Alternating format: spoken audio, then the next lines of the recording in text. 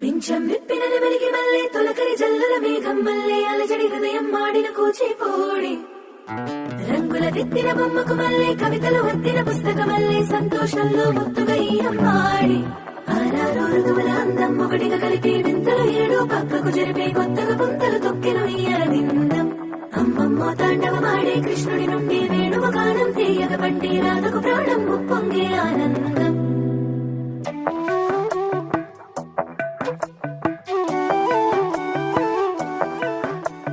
మధురము కదా ప్రతొక నడక నీతో కలిసేలా తరగని కథ మనదే కనుక